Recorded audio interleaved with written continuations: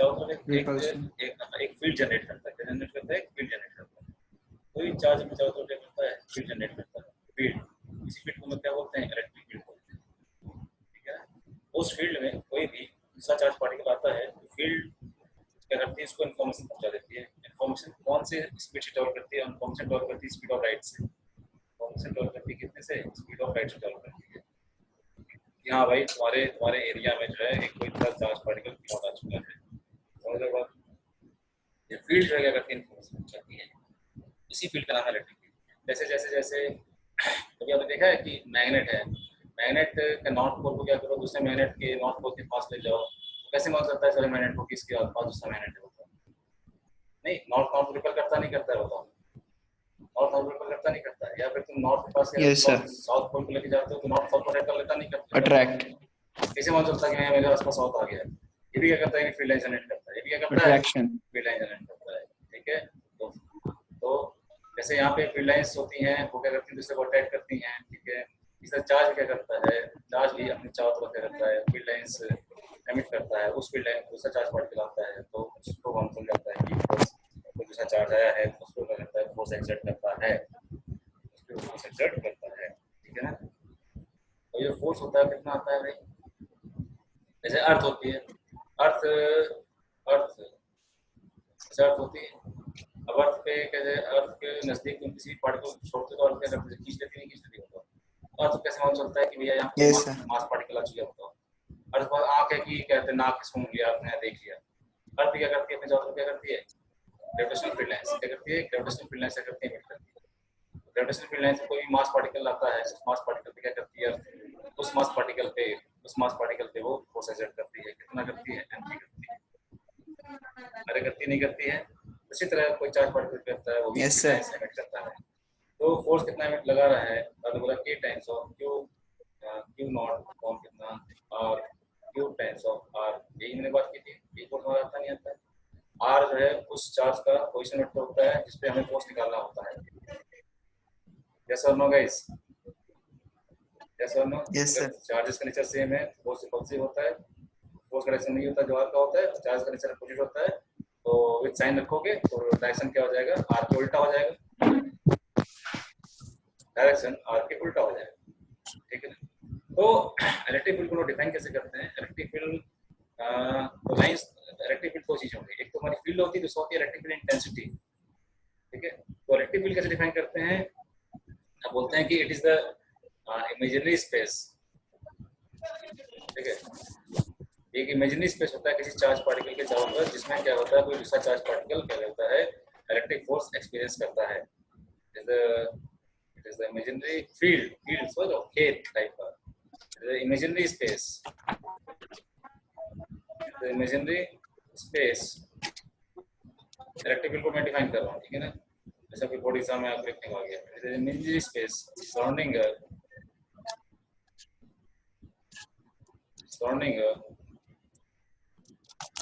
system of charges। इस system of charges के चारों तरफ इमेजिनरी स्पेस होता है इन विच they exert electric force on any other charge। ठीक है। यही हमारी इलेक्ट्रिक फील्ड होती है। अब इलेक्ट्रिक फील्ड से रिलेटेड हम लोग एक टर्म डिफाइन करते हैं, इसे हम लोग बोलते हैं, इसे क्या बोलते हैं? इसे हम लोग बोलते हैं Electric field intensity. Electric field intensity. Very good. इसे हम लोग बोलते हैं इलेक्ट्रिक फील्ड इंटेंसिटी। ठीक है। इसको नोट करते हम लोग ई से नोट करते हैं। और इसे डिफाइन कैसे करते हैं? सपोज करो कि आपके पास एक चार्ज क्यू था और एक क्यू नॉट चार्ज था। यूनिट पॉजिटिव चार्ज पे जो फोर्स एक्सपीरियंस होता है, यूनिट चार्ज पे जो फोर्स एक्सपीरियंस होता है, तो ई को हम डिफाइन करते हैं आपका सिंपली एफ अपॉन क्या कहते हैं? Q not. ठीक है। क्यू नॉट पे कितना फोर्स एक्सपीरियंस किया इसने? K q naught upon are square r cube times r. यही आएगा। ठीक है। तो क्यू नॉट में इतना फोर्स था, तो एक यूनिट पे कितना, एक यूनिट चार्ज पे कितना फोर्स होगा? एक कूलम चार्ज पे कितना फोर्स होगा? क्यू नॉट डिवाइड कर दोगे? नॉट डिवाइड कर दो, नहीं कर दो भाई? क्यू नॉट में मैंने इतना फोर्स लगाया है, कितना फोर्स लगाया मैंने क्यू नॉट पे? मैंने क्यू नॉट लगाया k q naught upon r cube. Times of r vector, ये फोर्स लगाया तो मैंने बोला कि भाई Q0 अगर तुम इतना फोर्स लगा रहे हो तो एक कूलम पे कितना फोर्स लगाओगे, एक कूलम पे कितना लगाओ, तो मैंने Q0 से डिवाइड कर दिया, Q0 से Q0 हमारा चला गया, यहाँ से हमारा आ गया कितना, AQ upon R cube times हमारा आर वेक्टर आ गया। अरे आ गया नहीं आएगा गाइस, ठीक है ना। तो ये होता है इलेक्ट्रिक फील्ड इंटेंसिटी। तो इट इज द, ये क्या होता है, ये क्या होता है, it is the force experienced by a बोलते हैं यूनिट चार्ज, बोलते हैं यूनिट चार्ज, उसको टेस्ट चार्ज बोलते Sir, हैं। on a unit charge ना? Experienced on a unit charge, on a नहीं, for experienced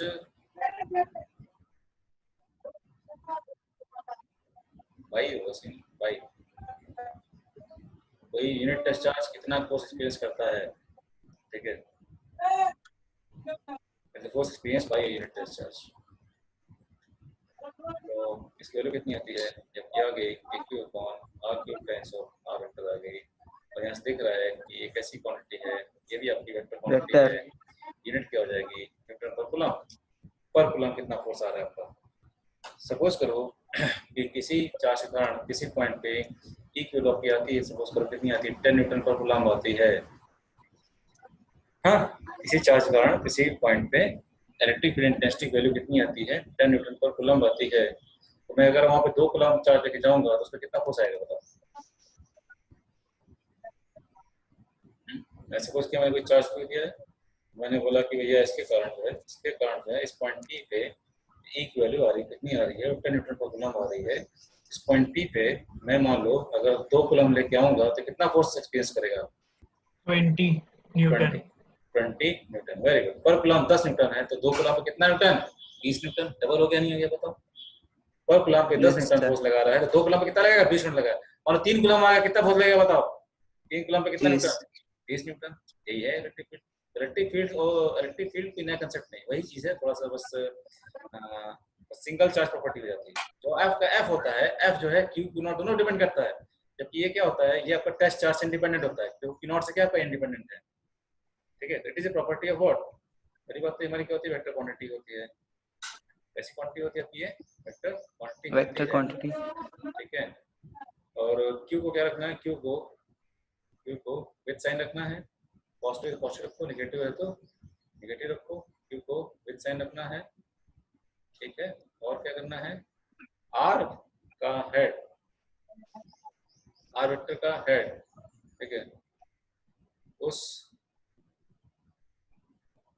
आर का हेड उस पॉइंट पे आएगा, उस पॉइंट पर होगा जहां पर फील्ड निकालनी है, जहां पर फील्ड क्या करनी है, जहां पर फील्ड निकालनी,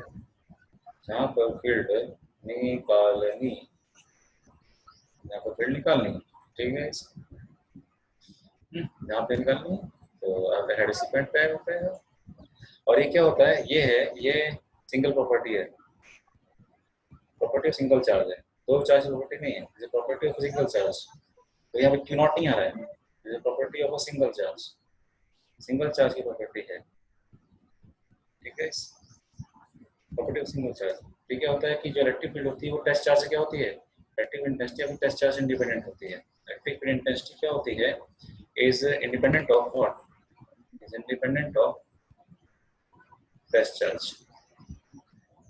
टेस्ट चार्ज को खाली यूज किया गया, उसे यूज करके फेंक दिया गया, उसको यूज करके निकाल लिया गया कि किसी पॉइंट पे हमारी फील्ड कितनी आ रही है, के क्यू। मतलब मुझे अगर निकालना था कि क्यू करंट जो किसी पॉइंट पी पे फील्ड कितनी होगी, क्यू करंट किसी पॉइंट पी फील्ड कितनी होगी, तो हम क्या करेंगे, हम जो है एक टेस्ट चार्ज ला के यहाँ पे क्यू नॉट ला के हम जो है फोर्स निकाल लेंगे, फोर्स निकाल के हम जो है क्यू नॉट से डिवाइड करके ई निकाल लेंगे, ई निकालने के बाद हम क्या कर देंगे, उस टेस्ट चार्ज हटा देंगे, तो हमें उस टेस्ट चार्ज से मतलब नहीं रहेगा। तो क्या होता है, ये टेस्ट चार्ज से ज़्यादा इंडिपेंडेंट होता है, और होता नहीं होता है, देख पा रहे हैं आप लोग, डिफरेंट टेस्ट होती है, टेस्ट चार्ज से अपनी इंडिपेंडेंट होती है, याद रखना आपका, ठीक। Relative intensity is independent of test charge।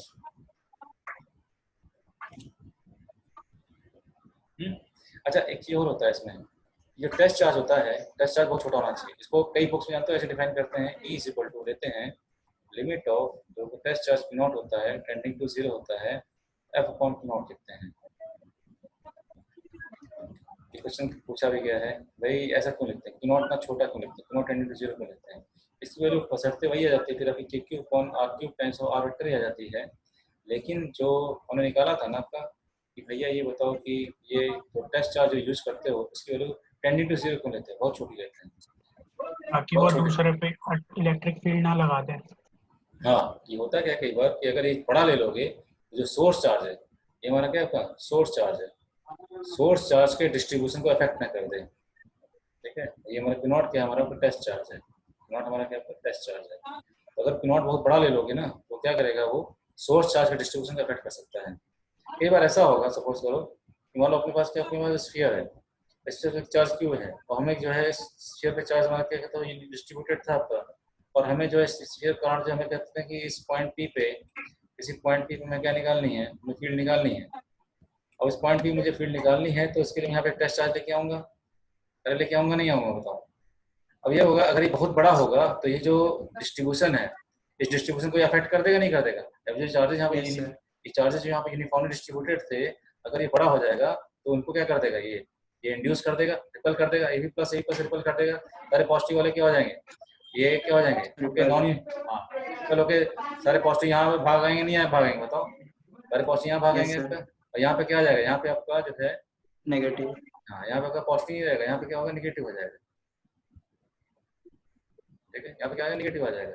मुझे निकालना किस कारण था, मुझे निकालना था कि यूनिफॉर्म डिस्ट्रीब्यूशन कारण मुझे निकालना था भाई, किसी पॉइंट पे कितनी फील्ड आती है। और पता चला तुमने फील्ड निकालने के लिए टेस्ट चार्ज लेके आए, टेस्ट चार्ज की वैल्यू तुमने इतनी बड़ी कर दी तो उसने जो है क्या कर दिया, उसको ये कर दिया। तो अब जो है इसके कारण जो आर डिस्टेंस फील्ड आ रही है और इसके कारण जो आर डिस्टेंस फील्ड आ रही है, दोनों सेम आ रही है डिफरेंट आएगी, बताओ डिफरेंट हो जाएगी ना। Different. हाँ, तो Q नॉट की वैल्यू क्या होनी चाहिए, Q not should be very small, Q not should be very small. ये क्वेश्चन बहुत बार पूछा गया है, ठीक है ना। ठीक है, ताकि क्या हो, test charge should be very small so that it does not affect the test charge should be very small so that it does not affect the source charge distribution, so that it does not affect the source charge distribution। ये बात सुना है guys, इसे लिखते हैं Q not tended to 0, बहुत छोटा है, इतना छोटा है कि मतलब उसके रखने से इसको फर्क ही ना पड़े। ठीक है ना गाइस, Yes. एक्चुअली ये फिगर हो जाएगा। तो आपको जो है किसी पॉइंट चार्ज के कारण क्या है, आपको इलेक्ट्रिक फील्ड निकालनी आ गई। इलेक्ट्रिक फील्ड क्या होती है, किसी पॉइंट चार्ज के कारण की होती है। सपोज करो कोई बंद कमरा है, सपोज करो कि कोई बंद कमरा है और उस बंद कमरे में मानो 1000 चार्जेस रखे हैं, 1000 चार्जेस रखे हैं।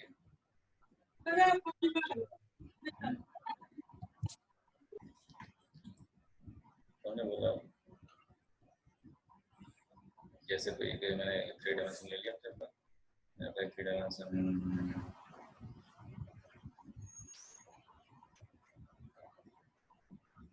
ले लिया आपने। उन्होंने बोला कि एक्स एक्सिस है, मैंने बोला कि वाई एक्सिस है, उनका कि जेड एक्सिस है, कई सारे चार्जेस हैं, बंद कमरा है या खुला कमरा है, जैसे इसी मुश्किल पर 1000 चार्जेस हैं। कितने चार्जेस हैं, 1000 चार्जेस हैं।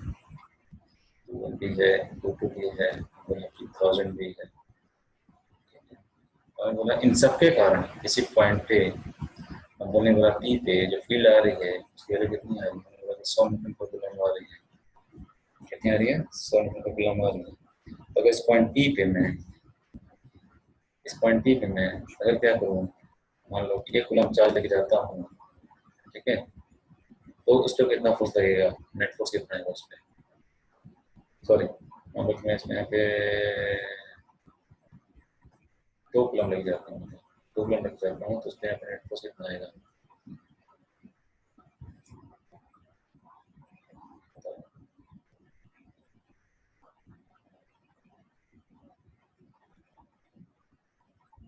अगर तुम लोग वो भी चले गए, आयुष गौतम, इन 1000 चार्जेस के कारण जो है पॉइंट बी पे जो नेट फील्ड आई थी वो 100 न्यूटन पर कूलम आई थी। तो अगर मैं यहाँ पे 2 कूलम चार्ज लेके जाऊंगा तो उसमें नेट फोर्स कितना लगेगा? 200 न्यूटन लगेगा। खत्म बात। कितना कंसेप्ट क्लियर है? क्योंकि क्या बताता है इलेक्ट्रिक फील्ड और कूलम्स लॉ ऑफ फोर्स में डिफरेंस खाली क्या है? कूलम लॉ जो है जो चार्ज है उस पे फोर्स बताता है। यहाँ पे क्या होता है, ये electric field intensity 1 coulomb force बताती है, 1 कूलम पे बस। और सिंपल, हाँ, यूनिटरी मेथड से 2 कूलम पे निकालना तो मल्टीप्लाई करते चलो, 2 पे, 3 पे, 4 पे, 5 पे, 10 पे, 50 पे, 100 पे, सीधे क्या कर दोगे, इससे मल्टीप्लाई कर दोगे। ठीक है, वेक्टर क्वांटिटी होती है, आर का हेड उस पॉइंट पे आता है जहाँ पे आपको इलेक्ट्रिक फील्ड इंटेंसिटी निकालनी होती है। क्यू को विद साइन रखना है, क्यू को विद साइन रखना है। और सिंगल प्रॉपर्टी ऑफ चार्ज होता है, प्रॉपर्टी ऑफ सिंगल चार्ज होता है, दो चार्ज की प्रॉपर्टी नहीं होती है। जैसे कूलम्स लॉ क्या होता है, Coulomb's law is a property of 2 charges ना, Coulomb's law is a property of 2 charges. यहाँ पे चाहो लिख सकते हो, Coulomb's law is a property of 2 charges, Coulomb's law is a property of 2 charges, जबकि electric intensity is a property of what, single charge. ठीक है, चलिए अब हम लोग आते हैं सीधे क्वेश्चन पे, बोलते हैं इस पे। सर हाँ बताओ। तो इसको परमिटिविटी का टर्म में कैसे लिखते हैं? इसको इलेक्ट्रिक फील्ड इंटेंसिटी को इसमें क्या है, E बराबर क्या आया था, के क्यू अपॉन आर स्क्वायर आया था, आर की बार आया था। यस सर, के क्या होता है, के हमारा 1/4 वन होता है, अपॉन 4 पाई एप्सिलॉन नॉट। पता है, तो के को लिख दो तुम, हो जाएगा 1/4 पाई एप्सिलॉन नॉट सबके q upon r q times of r vector. हो गया नहीं हो गया बताओ, सही न्यूटन पर कूलम, क्यों? यस सर, और किसी मीडियम में हो, इन कोई डायरेक्ट्रिक मीडियम में अगर रखा है, डायरेक्ट्रिक मीडियम है, उस डायरेक्ट्रिक मीडियम की डायरेक्ट्रिक मीडियम है, डायरेक्ट्रिक मीडियम की परमिटिविटी आपको दे रखी है, एप्सिलॉन आर दे रखी है, तो ई की वैल्यू कितनी हो जाएगी बताओ, ई की वैल्यू हो जाएगी E naught into E R. Very good very good. अगर इसको तुम ई नॉट बोल रहे हो, E naught into E R, E naught upon E R. अगर ई नॉट है तो इसको लिखो simply E naught upon simply epsilon R. जितने फैक्टर से हमारी फील्ड कम हो जाती है उसी को हम लोग क्या बोलते हैं, उसी को हम लोग क्या बोलते हैं, रिलेटिव परमिटिविटी बोलते हैं। जितने फैक्टर से हमारी इंटेंसिटी कम हो जाती है उसी को हम लोग रिलेटिव परमिटिविटी बोलते हैं। एप्सिलॉन आर की वैल्यू कितनी हो जाएगी आपकी, इसको बोलते हैं एप्सिलॉन अपॉन एप्सिलॉन नॉट हो जाती है। एप्सिलॉन क्या होता है, एप्सिलॉन होता है हमारा आपका एब्सोल्यूट परमिटिविटी, एप्सिलॉन होता है हमारा आपका एब्सोल्यूट परमिटिविटी। ठीक है, जबकि हमारा क्या होता है एप्सिलॉन नॉट, क्या होता है आपका परमिटिविटी ऑफ क्या होता है आपका वेक्टर। यार सही ना, हम लोग बात करेंगे Yes, इस पे, बात करेंगे इस पे। चलिए आइए अगले क्वेश्चन पे आते हैं हम लोग। सपोज करो, बहुत बड़े क्वेश्चन है, बहुत ही सिंपल, मुझे शर्म आ रही क्वेश्चन पूछने में। मान लो कि अपने पास एक यहाँ पे 2 कूलम है, या हम बोले 4 कूलम है, या उन्हें बोल दिया कि कोई पॉइंट आपका क्या कहते हैं, कोई पी है, इससे भी 1 मीटर पे है, हम बोले इससे भी 1 मीटर पे है। ठीक है, अब बताना है ई नेट फील्ड बतानी है, पॉइंट पी पे नेट फील्ड क्या होगी, बता दो।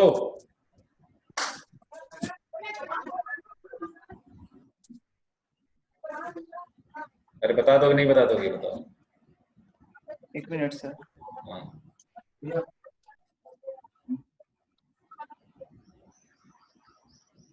2 coulomb 4 coulomb, P point mid point है, 1 मीटर पे है, नेट फील्ड बतानी है आपको भाई, बता दो जल्दी से।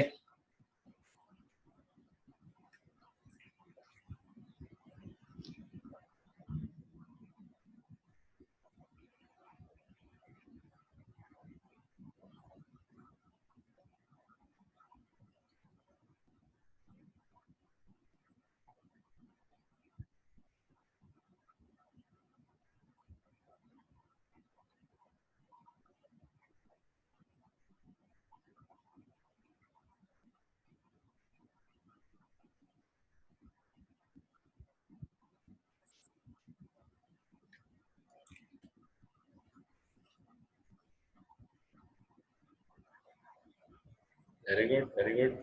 अरे इतना टाइम लगेगा क्या, मैं बताऊं तुम लोगों को अभी? आयुष 2 का आएगा सर सर, 2। बताइए। बस ठीक है। 2 कूलम की फील्ड क्या होगी? रेडली आउटपुट होगी नहीं होगी? 4 कूलम की फील्ड रेडली आउटपुट होगी नहीं होगी? होगी। 2 वाली फील्ड कितनी हो जाएगी? के क्यू अपॉन आर स्क्वायर हो जाएगी नहीं हो जाएगी? इसकी फील्ड कितनी हो जाएगी? के क्यू अपॉन आर स्क्वायर हो जाएगी नहीं हो जाएगी? वेक्टर क्वांटिटी कौन बड़ा है? इसको तुमने पॉजिटिव मान लिया, मान लो इसको 4K। तुमने क्या पॉजिटिव एक्स मान लिया। ई क्या लिखोगे? बोल नहीं रहे हो? नहीं, इसको हमने बोला कुछ हमारा E1 है, इसको हमने बोला ये हमारा कुछ क्या है, E2 है, ये हमारा E2 2 कूलम है, ये E2 हमने बोला कुछ 4 कूलम है, 4 कूलम का 2 कूलम का, ये हो जाएगा इलेक्ट्रिक फील्ड 2 कूलम लिखोगे, बस इलेक्ट्रिक फील्ड क्या लिखोगे? 4 कूलम लिखोगे नहीं लिखोगे? 2 कूलम की फील्ड 4 कूलम की फील्ड, 2 कूलम फील्ड कितनी आ गई? 2K आई कैप आगे नहीं आ गई? 2K आई कैप। Yes sir. और 4 कूलम फील्ड कितनी आ गई? -4 आई कैप।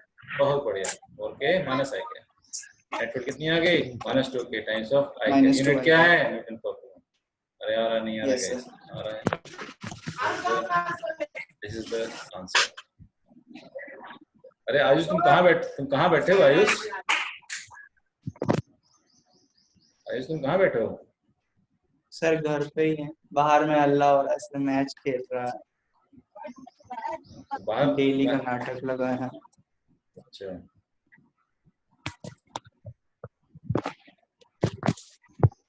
तो तुम्हारे घर के अंदर मैच खेल रहे हैं क्या लोग? नहीं सर, जस्ट बाहर में, घर से सर 5 किलोमीटर। अच्छा फील्डिंग तो यहाँ तक आ जाती है सर। कोई नहीं, हमारे एंटरटेनमेंट होता रहता है। देखो सपोज करो तो पास एक स्क्वायर है, तो पास एक स्क्वायर है, लेंथ दे रखी है Yes. एल है, यहाँ रखा है आपको -Q, ये पॉइंट कुछ आपका ए है, ये बोलना है मुझे +Q है, ये बोलना है मुझे 2 टाइम्स √2Q है। आपको नेट इलेक्ट्रिक फील्ड बतानी है, आपको ए पे नेट इलेक्ट्रिक फील्ड बतानी है।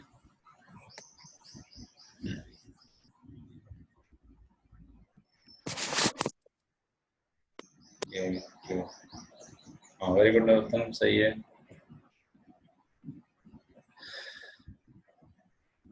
एल स्क्वायर है, इसे कॉर्नर्स पे, एक कॉर्नर पे क्यू रखा है, एक कॉर्नर पे -Q रखा है, एक कॉर्नर पे 2√2Q रखा है। समझ में आ रहा है क्या रखा है? -2√2Q। ये 2√2Q रखा है, +2√2Q रखा है। आपको नेट इलेक्ट्रिक फील्ड एरिया बतानी है। देखो मैं बताऊं क्या? ट्राई करेंगे। Yes, sir. देख लीजिए, मैं क्वेश्चन बता देता हूँ।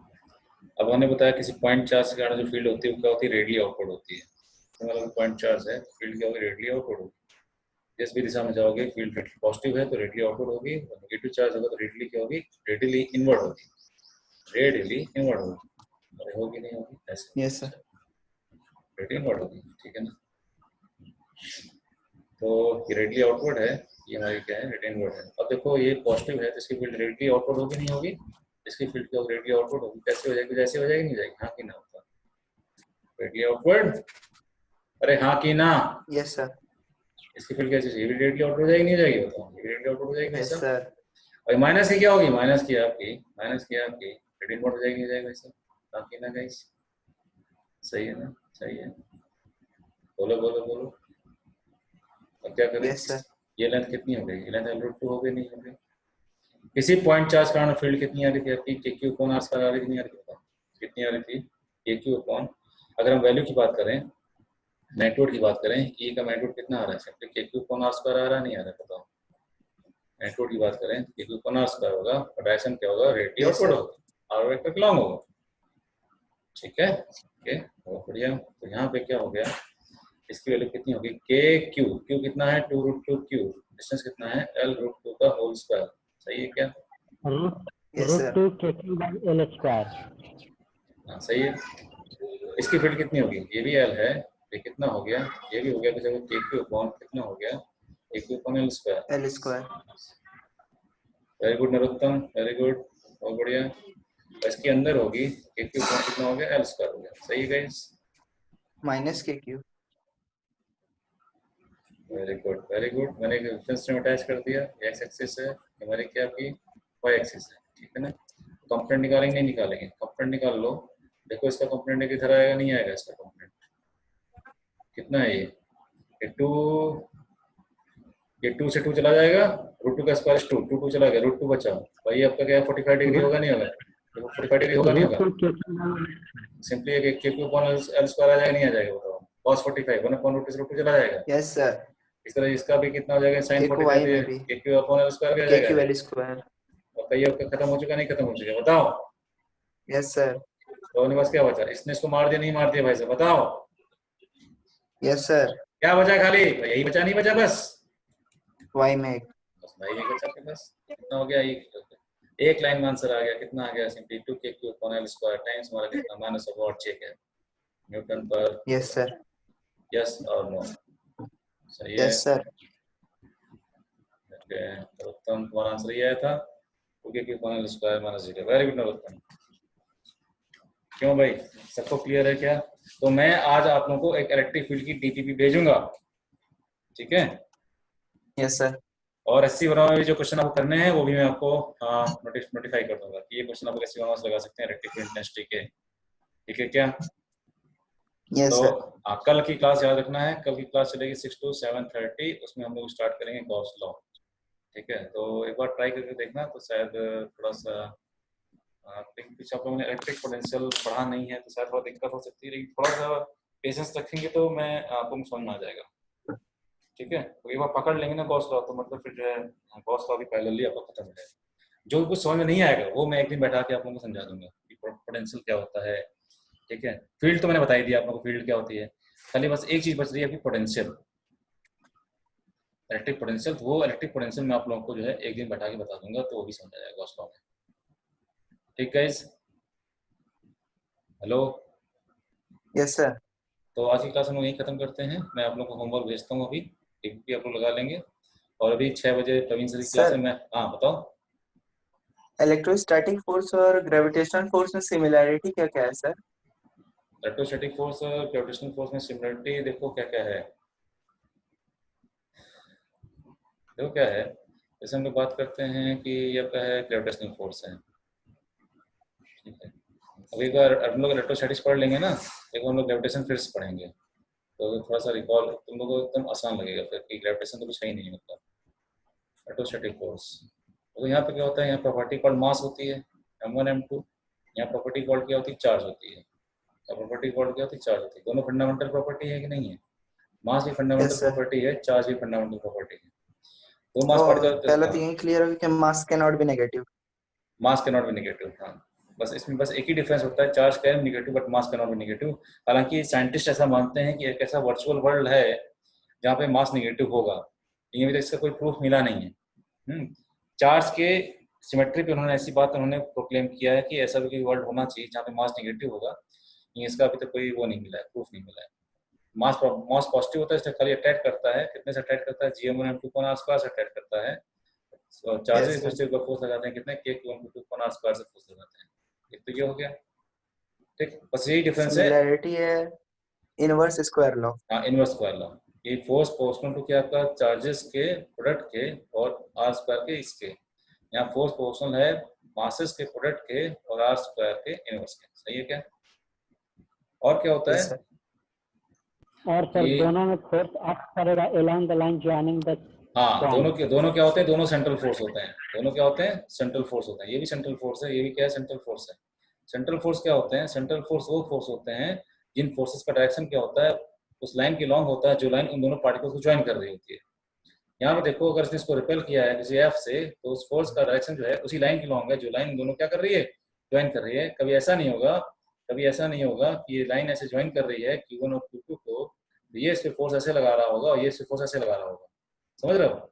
यहाँ पे क्या दिक्कत है, यहाँ दिक्कत ये है कि जो लाइन ज्वाइन कर रही है उसके लॉन्ग फोर्स नहीं है ना, उससे परपेंडिकुलर हो गया, उससे किसी एंगल फोर्स हो गया, ये गलत होगा, ठीक है। इसी तरह यहाँ भी क्या होगा, दो मास पार्टिकल एक दूसरे पर जो फोर्स लगाते हैं उस फोर्स का डायरेक्शन क्या होता है, उसी लाइन के लॉन्ग होता है जो लाइन उन दोनों पार्टिकल्स को ज्वाइन कर रही होती है। ऐसे फोर्स को हम लोग क्या बोलते हैं, ऐसे फोर्स को सेंट्रल फोर्स बोलते हैं। अरे आ रहा है नहीं आ रहा है, क्यों? Hello Ayush, yes sir. ठीक है। एक चीज क्लियर है, सेंट्रल फोर्स क्या है, मैंने इसको पढ़ा रखा है, कूलम्ब्स लॉ का जो पहला टॉपिक है ना, उसमें मैंने सेंट्रल फोर्स हाँ सर। बता रखा है, ठीक है ना। और क्या प्रॉपर्टी होती है कि ये प्रिंसिपल ऑफ सुपरपोजिशन को ओबे करते हैं। प्रिंसिपल ऑफ सुपरपोजिशन क्या करते हैं, ओबे करते हैं। प्रिंसिपल ऑफ सुपरपोजिशन क्या बोलता है, इस ये भी ओबे करता है, ये भी ओबे करता है। ये बोलता है कि मान लो दो मास पार्टिकल बीच में जो फोर्स लग रहा था वो F लग रहा था, मैं कोई तीसरा मास पार्टिकल M3 ले आऊं तो क्या M1 M2 के बीच का प्यार कम हो जाएगा क्या, M1 M2 के बीच का जो फोर्स है कम हो जाएगा क्या? No sir. नहीं कम होगा, ठीक है। तो दो मास पार्टिकल के बीच जो फोर्स लगता है वो सराउंडिंग मास पार्टिकल्स के वजह से इफेक्ट नहीं होता है। M3 आ जाए, M4 आ जाए, M5 आ जाए, इनके आने से F पे कोई प्रभाव पड़ने वाला नहीं है, F1 पे कोई प्रभाव पड़ने वाला नहीं है।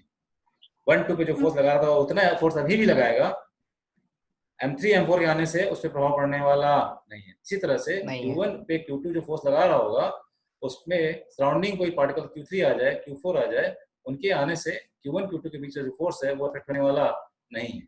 इसी को क्या बोलते हैं, इसी को बोलते हैं प्रिंसिपल ऑफ सुपरपोजिशन, ठीक है। Force acting between two charged particles is unaffected by the presence of what? Is unaffected by the presence of surrounding charges. Surrounding charges के presence से दो चार्ज पार्टिकल के बीच जो फोर्स लग रहा होता है वो अफेक्ट नहीं होता है। इसी को हम लोग बोलते हैं principle of what, superposition. Superposition, ठीक है ना। और क्या होती है खास बात भाई साहब, ये जो है न्यूटन्स थर्ड लॉ को क्या करता है, ओबे करता है। न्यूटन्स थर्ड लॉ को ओबे करता है। न्यूटन्स थर्ड लॉ में क्या क्या ओबे करता है भैया, जो फोर्स इस पे लगाता है अपोजिट रिएक्शन, जो फोर्स इस पे लगाता है उतना फोर्स इस पे लगाता है, यानी F12 इज इक्वल टू क्या होता है, F12 इज इक्वल टू, मैं यार देता हूं, दो डिफरेंट बॉडीज पे F12 is equal to F21 होता है ना, दोनों का डायरेक्शन क्या होता है, अपोजिट होता है। F12 डायरेक्शन F21 डायरेक्शन के अपोजिट होता नहीं होता है। और क्या होता है, डिफरेंट पार्टिकल्स को लग रहा होता है, डिफरेंट पार्टिकल्स लग रहा होता है, Q1 पे Q2 पे अलग अलग फोर्स लग रहा होगा, नहीं लग रहा होगा। और क्या होता है, नेचर सेम होता है, नेचर सेम होता है। नेचर सेम मतलब क्या होता है, अगर ये इस पे ग्रेविटेशनल फोर्स लगा रहा है तो ये भी इस पे ग्रेविटेशनल फोर्स लगा रहा होगा। फोर्सेस चार तरह के होते हैं फंडामेंटली, कौन कौन से होते हैं, कौन कौन से होते हैं, इलेक्ट्रोस्टैटिक, ग्रेविटेशनल होता है, मैग्नेटिक, न्यूक्लियर होता है, और कौन सा होता है आपका, वीक फोर्स होता है। मैग्नेटिक, वेव फोर्स नहीं, मैग्नेटिक नहीं, इलेक्ट्रोमैग्नेटिक, इलेक्ट्रोमैग्नेटिक में इलेक्ट्रोस्टैटिक मैग्नेटिक सब आ गया। खाली चार ही फोर्स होते हैं, ग्रेविटेशनल, इलेक्ट्रोमैग्नेटिक, न्यूक्लियर फोर्स और वीक फोर्सेस। Weak force. तो ऐसा नहीं होगा कि जो है M2 ने M1 के ऊपर जो है ग्रेविटेशन लगाया है तो M1 M2 के ऊपर इलेक्ट्रोमैग्नेटिक लगाएगा, नेचर डिफरेंट हो जाएगा, नहीं ऐसा नहीं होगा। अगर ये इस पे ग्रेविटेशनल फोर्स लगा रहा है तो ये भी इस पे ग्रेविटेशनल फोर्स ही लगाएगा। Q1 जो है Q2 पे इलेक्ट्रोमैग्नेटिक लगा रहा है तो Q2 भी Q1 के ऊपर इलेक्ट्रोमैग्नेटिक ही लगाएगा। बात समझ में आ रही नहीं आ रही? यहाँ पे जो फोर्स है वो कैसा है, ये जो फोर्स है वो इलेक्ट्रोमैग्नेटिक है, ये जो फोर्स है वो कैसा है, वो इलेक्ट्रोमैग्नेटिक है, जबकि ये जो फोर्स हमारा कैसा है तो वो ग्रेविटेशनल है। ये फोर्स हमारा कैसा है, ग्रेविटेशनल है, ठीक है। तो Q1 Q2 पे इलेक्ट्रोमैग्नेटिक लगाया तो Q2 भी Q1 पे इलेक्ट्रोमैग्नेटिक ही लगाएगा, ग्रेविटेशन नहीं लगा देगा, न्यूक्लियर नहीं लगा देगा, वीक फोर्स नहीं लगा देगा। ये क्या है इसमें सिमेट्रिक है, बस और कुछ नहीं। समझ गए बात? ठीक है, तो चलिए आज की क्लास हम लोग यहीं समाप्त करते हैं। और 6 बजे मैथ्स की क्लास है, उन्होंने टॉपिक उसमें डाल दिया था। Yes sir. ओके, मिलते हैं हम लोग कल। चलिए फिर मैं आप लोगों को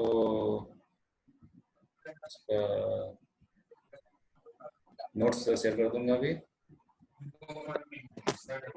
यस। चलिए bye guys, see you tomorrow.